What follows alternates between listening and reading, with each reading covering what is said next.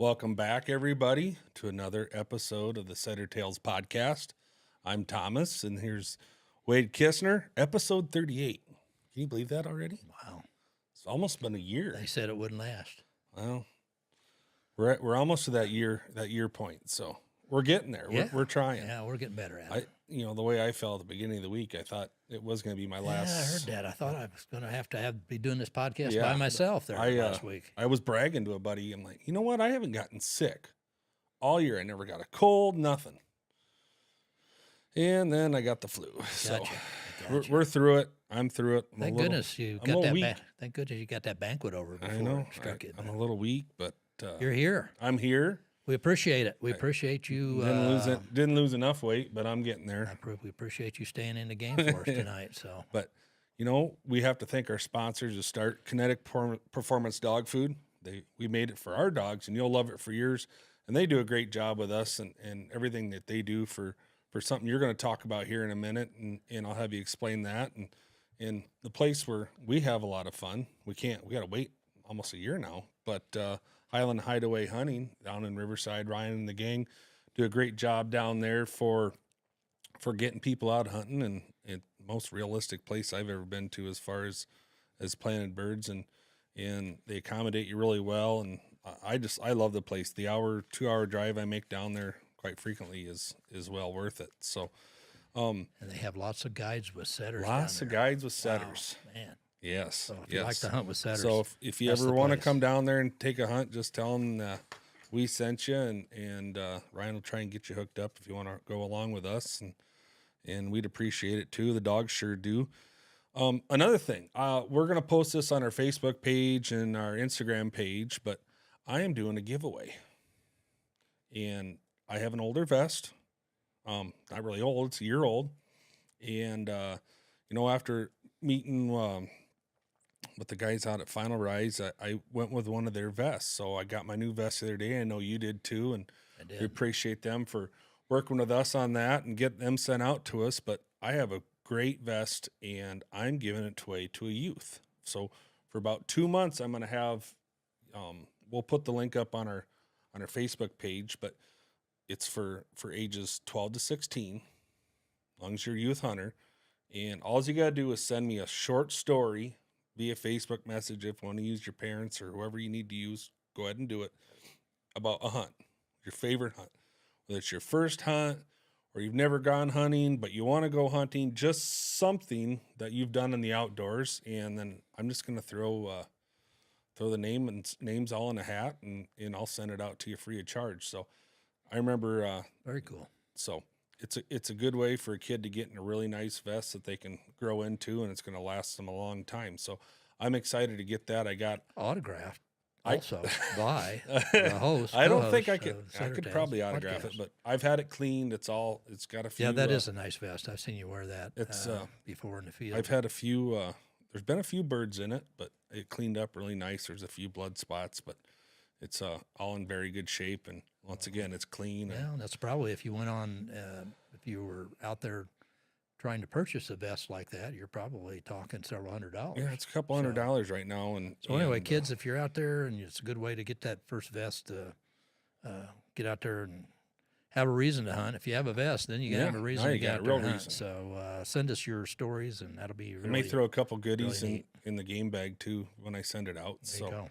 So real easy, real simple to do. I'll make sure I put it on the Facebook page here soon, and they can do that. But as far, with our sponsors, Kinetic and Highland, Wade, you do something real special with your Pheasants Forever, and we've got kind of been working on this to get, you've been working on it hard, you and your chapter, but I'm extremely excited that you guys have included me on this the last couple of years, and you're going to have a really big event. You want to talk about that? Yeah, for the last 8 years, I think it's been the Lynn County Pheasants Forever chapter in Cedar Rapids, which I have been a member of for a long time. I don't even remember how long, but we started a heroes hunt that we would do every fall, and we've had veteran hunts, and we've had law enforcement and various heroes, what we consider to be community heroes. And this year we're actually making the event bigger. We're kind of doubling the size. And so this year we have corporate co-sponsor, which is Kinetic Performance Dog Food, and at Highland Hideaway Hunting on October 7th of this year, we will be doing a heroes hunt for law enforcement, and there'll be 50 spots available. You can go to the Lynn County Pheasants Forever website. There's a place to register and sign up if you are a current or a retired law enforcement officer, state, local, state, federal, whatever. And it's going to be capped at 50. So, the first in, first, or we're going to get served first. So once it gets to 50, we'll cap it. But and I know a lot of, having been one for 32 years, law enforcement officer myself, I know you guys procrastinate. So, whatever you do, get in there and get registered. It only takes, a minute or so to get it done and fill out the information. I had a few guys that forgot about it till the last minute and didn't get a chance to get into the hunt because they hadn't registered. So get in and get your registration done, and then we'll be sending more information out. But yeah, Kinetic Dog Food has is a big player in this, and they're going to really help us grow the event, along with, of course, Highland. It's going to be a lot of different activities. We're going to have a full-day event. Half the group will be pheasant hunting with guides such as Thomas here and some others that have graciously donated their time and their dogs each year.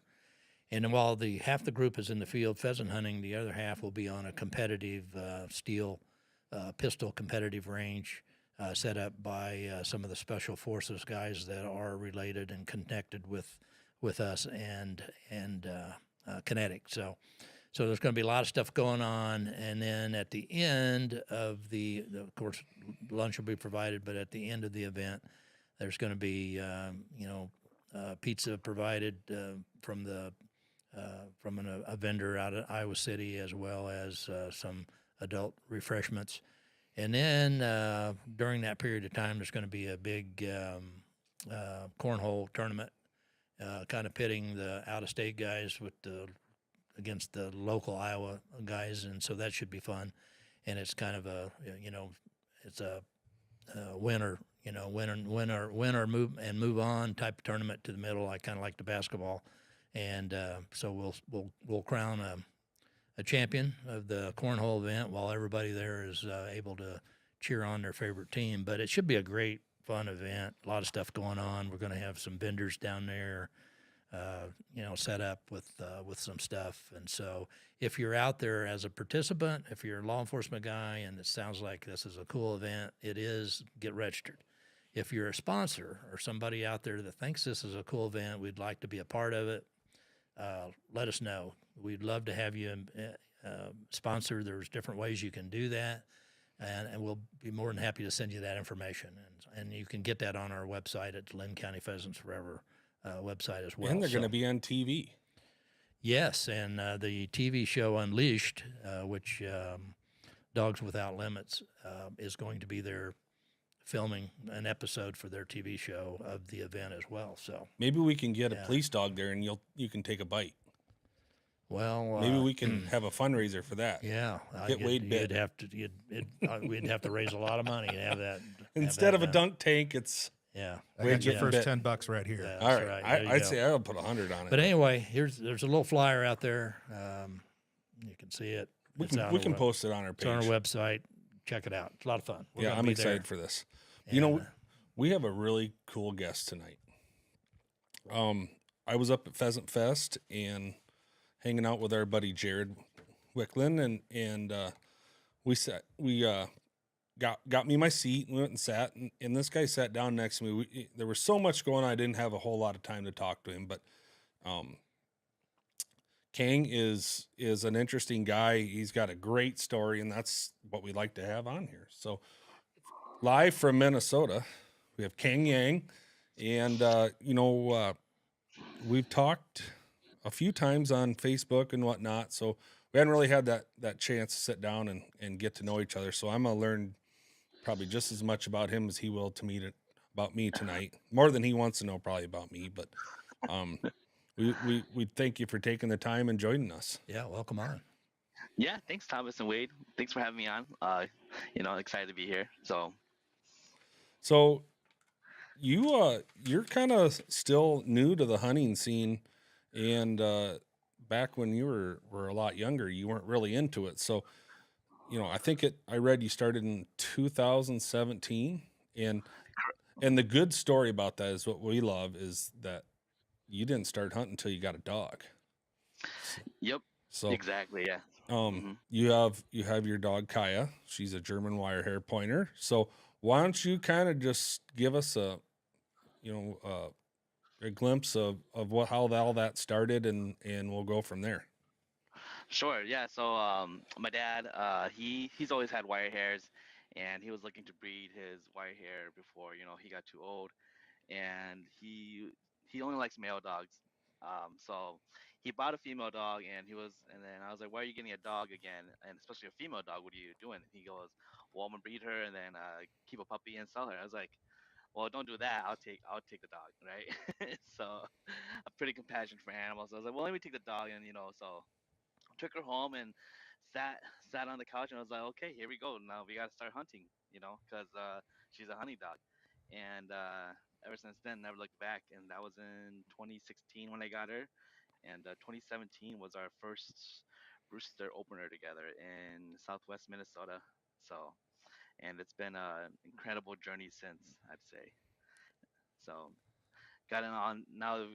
We've also tackled waterfowl, and I'm doing turkey now as well. So that's mainly what I do is just birds, pheasants, ducks, and turkeys. So I read a little bit into a couple stories, but you said you grew up, there was a creek behind your house, and you had ducks and whatnot nesting right in the bushes under the windows and stuff. But you were kind of a little bit of an anti-hunter.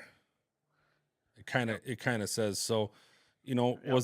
Was it just the dog? I thought, what, this dog needs a purpose. And I know I read somewhere you said, now that I'm hunting, now I got a dog, I got to make a difference. hmm So, um, what did it just having that dog there, like, okay, this dog's got a purpose other than just sitting with me on the couch. Is that kind of how you took that, or? Yeah, because you have like your lap dogs, like toy dogs, right? They I don't know what their purpose is except to be a companion for you, right? But I've always been more a naturalist, right? And having a creek in the backyard, I've always just sit out there for hours, just watching ducks and birds fly by, and I've always had like I said, compassion for animals and kind of anti-hunting, right? I'd hate it when my dad bring home, dead game. He'd be like, "Oh, help me clean it, help me, take a look at this." I'm like, "No, I don't want to, I don't want to do anything with that, right?" And then yeah, when I got my dog, it all changed. It almost they opened my eyes, and brought everything full circle because again, she's an animal, and having a compassion for animals, I knew she had to do what she was born to do, which was to hunt, right? And being her owner, who's gonna hunt with her, who's gonna give her the most opportunity to hunt by myself, right? And so that's what kind of kicked me into the hunting scene, and you know, um, a couple of different like different paths when I started hunting, right? Started mentoring right away. Started a blog to teach people how to hunt, and just really being um, an advocate and a champion for hunting. So So when so you got this dog and you went on your first pheasant hunt in yeah. Southwest Minnesota. hmm Tell us about that. I want to know. So what was that like? The first hunt. Yeah, the first hunt. You haven't shot a bird yet, right? So it's the Yep. first. So how'd that go, and what was that like? It was cold. It was early. I think we woke up at like it was a 2 hour drive, no 3 hour drive from where we are, where I live. So I just remember it was like my dad's like, "We're leaving at 2 a.m." I'm like, "What? We're leaving at 2 a.m.? We can't even shoot till 9, right?" And he's like, "Yeah, we're leaving at 2 a.m. If, it's opener. We gotta be the first ones there." So all right, and then prior to the hunt, I was watching YouTube and seeing how people hunt, and just seeing people walk in lines, right? Like groups walk in lines together, um, covering the field like in a certain way, right? And when I got up there, I was expecting my dad to do the same. He goes, "I'm gonna drop you off on that corner, and you sit there, and then I'm gonna bring the car back over here, and I'll hunt on this side." And he's like, "I'm gonna go this way, and you go that way. Just follow your dog." I'm like, what? Aren't we supposed to like stay close together? Like, and he's like, nope, we're doing this way. I was like, I guess, and because he's not a really good teacher. He's more of a either you sink or swim. You just follow along and you know either you pick it up or you don't, right? And so I'm like, I don't even know where to walk, how to walk. And I remember stepping in the field with my dog, and it's just so thick, and the grass is like up to my chest, and I just remember a hen popping up like within 10 minutes and scaring me. Really, I don't know what it was. Like I don't know if it was a rooster or a hen or what it was. And the dog's just running around like searching and so on. It was interesting. It was not what I expected at all from watching YouTube. So Yeah, those guys in them video series make it look so easy. Yeah. Yeah. yeah, they do. They do. So did you get to shoot though at some point? Did you get to? Yeah, it was later in the season where I got my first bird. Oh, okay. With Okay. my dog. Yeah. So the first outing was kind of just feeling it out, kind of learning what the dog and you both kind of learning what the hell is this all about, and Yep. okay, and then Yep. down the road you actually got in a situation where you got to shoot a bird for the first time. So Yep. Because in walking, I hear my dad just shooting everything over there, and I walk back and we get back to the car, and he's like, "Did you get any?" I was like, "No, I didn't see anything," and he goes, "You're not good. You're not good at hunting." you know?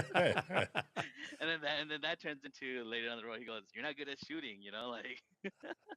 And then eventually, like I think it was 2 years ago. He finally said that I can finally trust you to shoot birds. Because I mean, one day we were party hunting and for opener from Minnesota, and I shot 8 birds out of our group. So, but yeah, that was a redemption right there that day. I remember. Yeah, it's always good when you kind of when the student becomes a teacher, so to speak, in that deal. So I've missed a lot of birds and got a lot of crap from people, and then it's like, okay, now it's time to turn it up. But I still go through them shooting slumps. I was just talking. I missed 6 birds off a point one day this year with a buddy, and he goes, "You never miss." I said, "Well, I am now." He goes, "Well, geez, that I happens. shot that one. It was sky high." I said, "I shot twice. You shot 5 times." "Well, that don't matter. I still got it." But no, that it's that's a cool story because you Yeah. both just walked into the field and you kind of said, "There you go, dog. Go figure it out." So, Yep. and that's your dad probably was meticulous on how he picked what he was going to do and when he was doing his breeding. So he probably thought, okay, this dog's going to probably cross well, and so I could see his side of thinking like, just go follow the dog because I mean, really, there's a lot of times you don't trust the dog, and Hmm. most of the time they're right. And that's kind of how I like hunting too. Is when I'm by myself, I don't just pick a direction. I just follow the dogs. Obviously, into the wind's always the best way, but you just kind of follow that dog, and in your case, you guys taught each other, which is really cool. So Yeah. Yeah. We planned that. And then we planned his puppies like the litter pretty well. Where his dog was already in the field at 6 months. So I remember when I had my dog, I took her to Jeff Stevenson. Um, he's a trainer up in Ramsey, up here over here in Minnesota, and I was like, I told my dad, I was like, yeah, I'm gonna take her to a professional trainer because I don't know what I'm doing. You know what I mean? I need to see what it looks like, how commands work, and that way my next dog I can work on, and also understand my dog in the field. And he's like, no, you're wasting money. The dogs are born and bred. They know what they're doing. And I was like, whatever. You're crazy. And he showed me. He was like, when his puppy was born, and like I said, it was in the field at 6 months. He didn't take the dog training at all. All he did was make sure the dog had bird exposure and was around gunshots like twice before the dog went into the field. And he was hunting with his dog at 6 months. I remember them just he knew where to walk, so he knew where the pheasants were. But his puppy was yeah, pretty good, even though it had no formal training or anything. So that's just how he is. He's very frugal and he likes to do things his way, which is different, but cool. Works yeah, for him. yeah, Yeah. and that usually is a good practice to have when starting a new dog is just get them to come back. That's the big thing. Condition Yeah. to the gun and just give them exposure. And if you can do those 3 things and do it Yeah. the right way and just do it, they're gonna make it or they're not. And if you're new to the sport like you were, you go to a trainer and they'll help you, and that's why there's Yep. dog trainers. That's why there's IT people for computers. That's why, there's somebody that's in a profession for some reason. And confidence is a big thing too when you're out in the field. If you feel like you don't know what you're doing, you're not going to be confident, so Yep. I think that was a great idea. Your old man isn't, you just tell him you did the right thing. He Yeah. can yell at me later if I ever get to meet him. But so a lot of your hunting is mainly Minnesota, Yeah. that Southwest Minnesota is kind of the hot spot for pheasants. And South Dakota always says, well, it's because they fly across the border, but it's just like the dynamics of the cover down there, just like Northwest Iowa is kind of that corner is in Nebraska and Minnesota and South Dakota. That's kind of the primo Yeah. place to be. And if you're looking up anywhere in public hunting, that's where you want to go. But you Yep. primarily do all your hunting on just public, correct? Yeah, 90. I'd say honestly, 100% pheasants on public land and 90% waterfowl on public land. But yeah, pheasants 100%. We do that most always on public land. Just my dad, he's been hunting for a while. He just knows where to go and he knows when things change, depending on weather and all that stuff. Um, yeah, we hunt Southwest Minnesota and into Northwest Iowa. So we usually hunt the first 2 weeks of Minnesota, and Iowa opens up, and we stay in Iowa for 2 weeks, and then once snow comes, we'll chase that snow line from Minnesota down to Iowa, and get those birds that are kind of dumber, right, in that time frame. So Yeah. he has it all planned out, and I just kind of caught on. No, So, that's kind of the best way to do it. I mean, you guys got a pile of snow this year. I yeah. mean, like just piles. Do you think that may have maybe put a little hindering on your pheasant population up there? Or Yeah, I think so. I went out with Jared and Bob. I think towards the later end of the season in Minnesota, and birds were just, struggling out on the side of the road. They couldn't get down to the dirt at all. So yeah, I think it's gonna have a big impact. But we'll see how nesting season goes and look at their survey. Always looking at for that fall survey. So we'll see. yeah, and I've been seeing videos and snippets of Minnesota right now, and it's kind of a mess. You guys, Yeah. I think in some parts they got like 6 to 8 inches of snow last week, and like 6 to 8 the week before, and now it's 80 degrees up there, and it's completely almost gone already.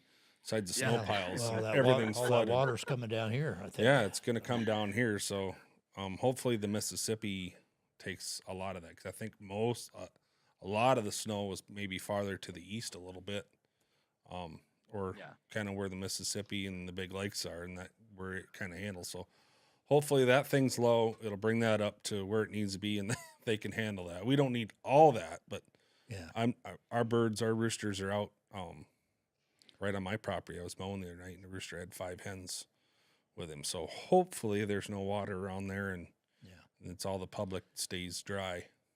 So what's Yep. Yep. far as equipment goes to upland hunt? Obviously, you had to get a shotgun. I assume. Are you Mhm. shooting what we call a legacy gun? That's a family gun that's been handed down to you, or did you go get something else to use? Yeah, What? no legacy gun, but I was like, you need to go buy your own gun. Okay. So he's, he let me shoot one of his guns. I think for one of the on opener, it was a Benelli Super Sport, and I Oh, really liked it. yeah. Yeah, so he's like, you need to go buy a gun, and he's like, don't buy a cheap gun, like buy an expensive gun that will last you forever. And so I was like, all right, I'm getting the Benelli Ethos. So that's the gun I've always had for the last 5 years. I just picked up my second gun last year, which was the Franke camo gun for waterfowl. But yeah, my only upland gun is the Ethos, just the one. Yeah, that's what Travis Yeah. shoots. Yeah, He the loves it. Frankie's on my list too. I'm definitely going to have a little Frankie Yeah. here in the near Now, future. and I'm guessing probably with your technical background, as far as what you're running for a dog collar, are you GPS in? Are you into? You have one of those around your dog, or You're not. No. What? What are you running? Okay. Okay. No GPS, nothing. I think, like you mentioned, it is earlier when before we sat on chat, like you said, it is pretty cool to see where your dog is running and how many miles. But just in terms of hunting, we're just out there to hunt, and he we just, I guess, don't need to spend the extra money unless we have it. Sure. We just use a regular collar to recall, and that's it. In case of emergency, Sure. chasing a deer across the highway or something, Yeah. just to call Yeah. the dog back. So, but our dogs, my dog ranges a little farther than I like. She gets to about 50, 60 yards. I always have to call her back once in a while. But she's getting older and she's slowing down now, which is great. But yeah, just a regular collar. And in terms of gear, like clothing, I remember my first like 3 years I hunted in sweatpants.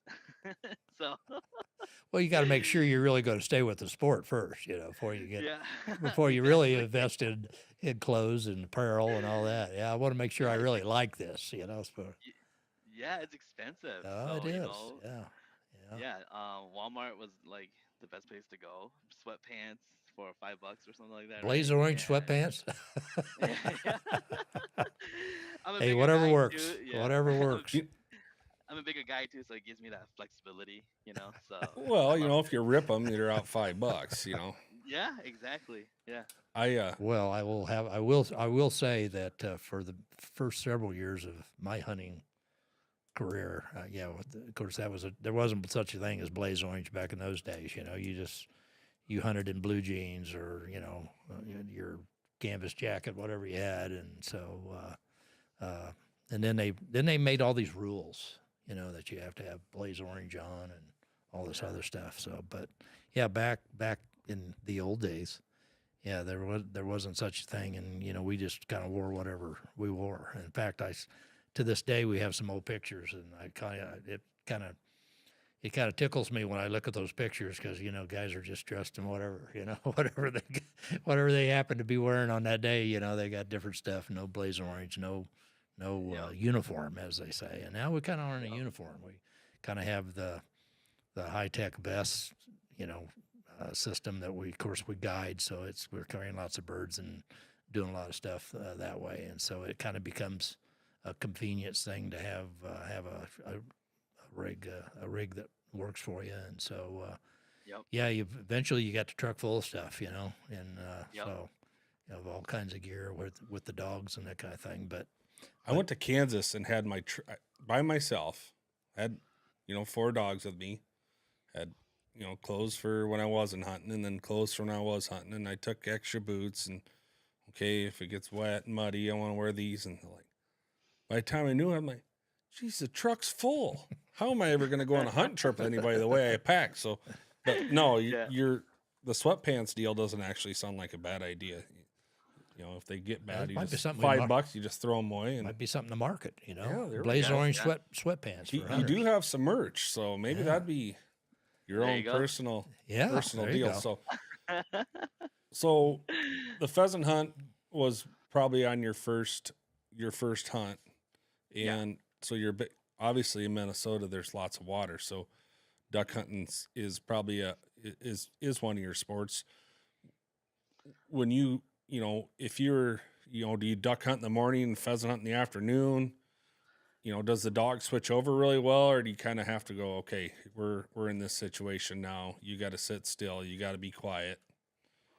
Yeah, no, she transitions over really well, and I give that to my trainer. Actually, his training program makes the dog so well rounded, right?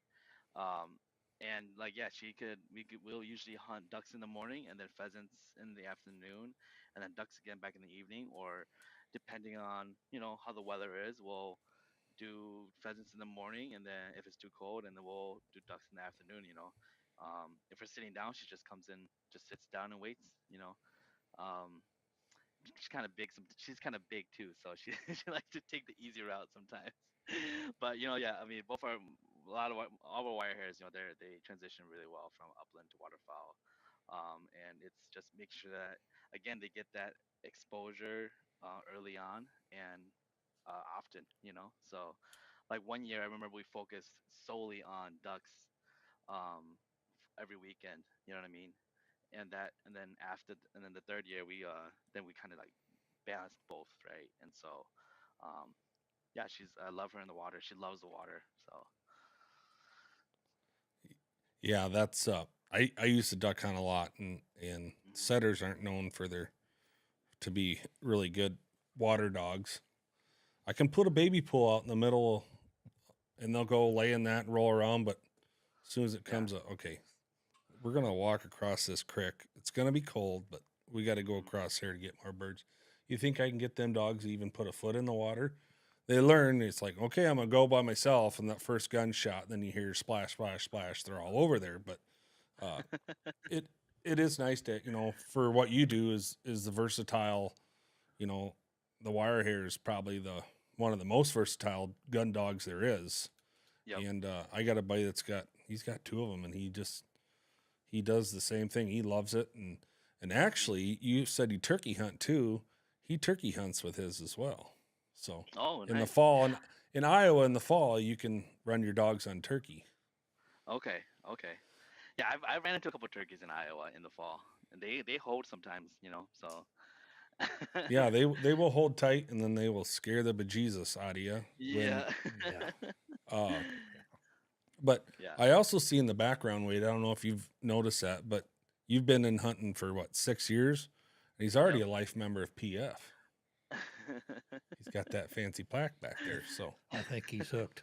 I think he's hooked. Yeah. Yeah, I Hugs. if I could put a list on people that are life members within the first 5 6 years, it's pretty slim. I think our chapter we got 300 members, and I think there's 6 of us that are life members. So, Yeah. kudos to you for supporting that cause too, because it's Pheasants Forever. Yeah. Well, actually, it was a gift from Pheasants Forever. So, for from Bob and Jared and from the organization itself, it was actually a gift just this past winter. Um, for every I guess they're seeing my passion and contributions to the uplands and for conservation hunting, and so yeah, it was really a gift. And so if you're listening to this, Bob and Jared and PF, thank you for the gift. So And there's actually a video. They did just a video on you too as well. If yep, you want to yep. talk about that a little bit. Yeah, so the video, it's called A Bird Dog Named Kaiya. It was a feature film for the film Pheasant Fest this past spring, or yeah, late winter. And it was filmed by my friend Matt Addington, and me and Matt Addington met in Tennessee, I think 3 years ago, at a conference. Um, and ever since then, we just always hung out, stayed in touch, did a little filming here and there. But it was like 2 years in the making. And he's like, I just want to tell your story with you and your dog. And so it kind of, yeah, it all kind of circled back and came full when Pheasants Forever sponsored the film. So thanks to Pheasants Forever again for that. So Yeah, and that's a big thing with PF that I admire is they bring in guys that have a passion to do stuff like you have, and mhm, just the short amount of time you've made a big impact. And there's a lot of people out there that are in the same shoes as you. I work with a lot of women's groups and a lot of mhm, kids and get them out hunting, and it's amazing. Just even if they don't even get anything when they go, just they see the dogs bust out of the dog box and just go flying into the grass and all the things that go with it. And, you know, that's the impact.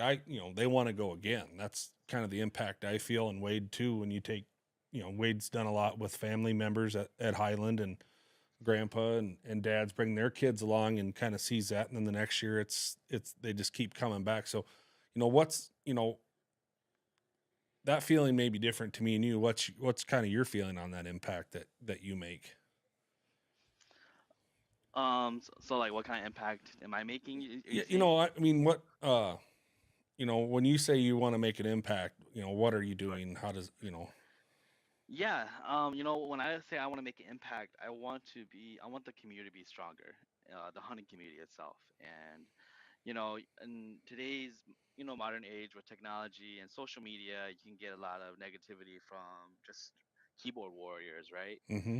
And that's actually that, like the first place someone new would go to find out about hunting is social media. And when they're faced with keyboard warriors talking a lot of negativity, it deters them away. And so um, my impact is, what I want to be, I guess, known for, and what I'm doing is being a champion for the outdoor, or the uplands and the outdoors, right? Um, you know, I I don't want to be. I want to consider myself an ambassador because it's like I'm not getting paid to do this, right? It doesn't feel like. Um, I guess, I guess champion sounds resonates better with what I like to do, and just really sharing my passion and my story for people to hear and listen, and to influence them to be better. Better hunters, conservationists, and also being nicer to each other, right? We're all out there for the same game. Let's work together to make more. You know what I mean? Um, and that's really where mentoring kicked out, where I started mentoring and all that stuff. So, but yeah, that's the kind of like the impact I want to make. So have you seen the response to that? I mean, have you said you're mentoring? What are you seeing as far as people reaching out to you, and how do they normally make contact with you when they do? Yeah, usually people just reach out on social media, and they're like, "Hey, where can I go pheasant hunting?" And I'm like, "Well, you go here because, and this is where you park, and this is where you walk, and this is where you'll find the birds, right?" I there's spots that I'm never gonna share, especially because I always hunt public land, right? But there's spots that are closer to the cities, or spots that I know that are productive, but it's not gonna be like a honey hole where you would think, right? But it's gonna put the person on a bird. And when like I said, I hold mentoring, I hold it with like a badge of honor. And when someone asks me for help, I'm gonna help them willingly, as if they were my brother, or as if they were my son or daughter, right? And I think a lot of people can reach out to me and ask me that because through my social media and how I like to share, and they're comfortable asking, right? So Have you seen an uptick in people wanting to reach out and make contact with you after the film kind of came out, and you got a little more publicity about who you were and what your story was? Did you see an uptick in the um, response to that? not really, because the film was more focused around myself and my dog, right, and our story together. It wasn't really centered around mentoring. I'm glad you asked that though, because I am actually working on a passion project, a turkey mentoring film on public land, where I'm producing, and my friend Chase Baker from Grit is going to be directing and editing. And it's to show, again, kind of like what I said earlier, mentoring new hunters, especially adult onset hunters on public land. And hopefully that will bring me the uptick that you were asking about, right? People reaching out. So, Yeah, and I see that a lot on the social media sites. Someone go, "Hey, I'm new to pheasant hunting," or "I'm mhm. whatever." You know, how do I start? Where do I go? And the responses are just terrible. It's like Yeah, he's not asking you to take you to your favorite spot. He's just wondering, "Hey, right. do you know an area?" And everybody will say, "Oh, just get Onyx or go on the Yeah, website." It's like, "Hey, go here, go to this wildlife area. Stay close to the edges or stay away from the water or what. yeah. There needs to be more people, and that's why I push this No Child Left Indoors initiative with everybody I can think of. And it's like, hey, we all had somebody at some point tell us, "Here, this is how you're going to do it. This is how Yep. it should be done." And even with on the youth hunts, if you impact one kid listened to your little pre-speech, they're all fiddling or they're all antsy to go hunting. But I remember this year I said, "Okay, we're hunting on somebody's land that's allowing us to come here. We know there's Hmm. birds. Everybody's going to be safe, but let's leave this place nicer than when we got here." Hmm. And I had one kid come up to me and hand me a candy bar wrapper. And I go, "What's this?" I said, "Did you get hungry?" He goes, "No, I found it out in the field." He says, "I didn't want it to leave it out there." So just that, all the other kids, they all laughed. He actually listened, but he listened and thought, you know what, that's probably a good idea. And he'll probably, I mean, I'm going to remember that forever. And it's like, okay, that person, something I said impacted him, and I think he's one of the kids that didn't get a bird, but he still took the time to bend over and pick Yeah, up that's that the thing candy about wrapper. it. You just don't know what they're watching or what they're seeing you do or what they're experiencing and how that's going to show itself later. And so, but we do a lot of actual field work where we're actually taking a new hunter into the field with our dogs, and that has its own challenges, of course, because you never know. Sometimes if they're people that you've met for the first time, you don't know what they know about hunting and their safety and that kind of thing. But I don't know that there's a lot a better place than to experience the dogs working and what it's all about than being out there in the field. And sometimes, sometimes you don't get a bird, sometimes you do. But I think a lot of times that experience is what it's about, especially if they're sharing that with a parent or a grandparent or whatever. But you have to have some favorite stories of your own, I would guess, on some of the mentoring things that you have done. Do you have some that you're really proud of that kind of and it might be that person that you said, here's where you go, and they've gotten back to you and they've given you feedback. I really appreciate it. Here's what I did. I was successful. Do you have any of those kinds of stories? Yeah, when I started mentoring, it started with my friends first, right? My close friends. None of them hunted. None of their family even hunts. So getting them out was like great because we get to do that together now. Especially my friend Tufu. He's like my honey buddy that always out there with me every day. And then I also mentor people I didn't know, right? And finding them through an app, meetup, right? Getting them and taking them out to hunt. But like a feel good story, I remember turkey hunting. It was what is it? Was it last year? Yeah, last year. I haven't shot a tom yet, so I took my friend out too. He's never shot a tom, and so I was able to get him on his first turkey, showed him how to hunt, and he got his first turkey. And then I went and mentored for BHA for their collegiate learn to turkey hunt program, and I was the one who got my mentee his first turkey as well. And then finally I got my turkey at the end of the season. And then I also helped a friend got his turkey, which hasn't had a turkey for about I think 6 or 7 years. And so that was a feel good story. I mean, for the from my perspective, and for the mentees, just people who I've mentored, they just say, thank you for, reaching out or helping and always being open with your advice and everything like that. Yeah, I guess not much of a big stories that stand out to me except that turkey one. But yeah, I don't know. So for all three species, what's your favorite one to eat? Pheasant, I'd say. Yeah, duck is a little too gamey. Turkey's pretty gamey too for me. But pheasant, it's I can barely taste any kind of wild game. Just tastes like chicken. A little drier and tougher depending on how you cook it. But yeah, pheasant's my I favorite. did see a recipe where they brine turkey breast in pickle juice today, Wow. Oh, okay. Yeah. Yeah, and then they fried it. And he said it looked good, but yeah. um, key differences obviously with the waterfowl, the worse the weather is, it's usually a little better. Pheasant hunting, you like that sun and a little bit of wind, and then turkey hunting, you just have to be quiet. Yeah. What's your favorite? Favorite would be pheasant hunting because I'm always out there walking around with my dog. Duck hunting's fun and dog work too, but you get bored easily sometimes if ducks aren't working and you're out there sitting all day. You know what I mean? Especially on public land.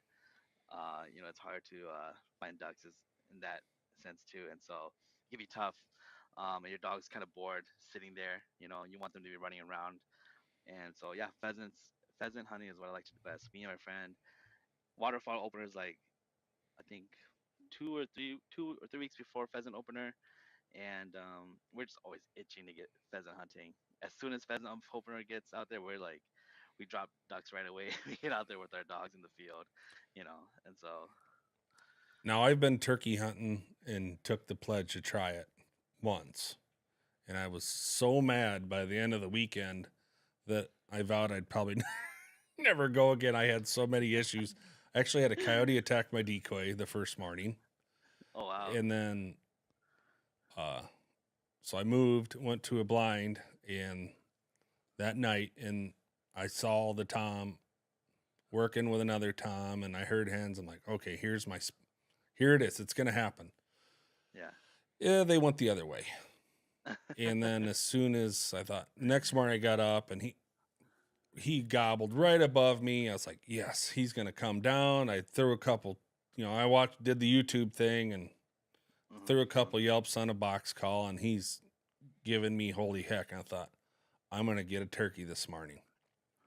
He went the other way. So I thought, I'm going to outsmart this bugger, and I'm going to go sit in the grass between him and his roost, because he's been in that same roost every time I've checked there, and that's his spot. Nothing. I sat there and sat there and sat there, picking ticks off me. Thought, he's got to be coming. I'm looking at the watch. I'm like, okay, I got 5 minutes of shooting time. I could hear something rustling around. I thought, he's going to come around that corner, and it's going to be like a deer in the headlights, and I'm going to get him. Nothing. So he didn't come. I stand up with, I think it was shooting time was over. I stood up, walked around the tree, and he flushes. Oh, He was 30 feet from me the whole time, just hanging out. He was drinking a beer behind you. He was drinking a beer. He probably went and had a little loving, and then He probably told that story having a to cigarette. And, later on that night. He probably told that story about this I hunter never went that, turkey hunting again, but we got some kids hunting there this week, some college kids through a mentoring program that I work with, and I'm not going, but I said, hey, you guys have at it. And I said, get them all, because there's times in there. I mean, we even hunted there, and the Ireland guys, we had a point, and I don't know how many turkeys got up, and they're like, what in the heck was that?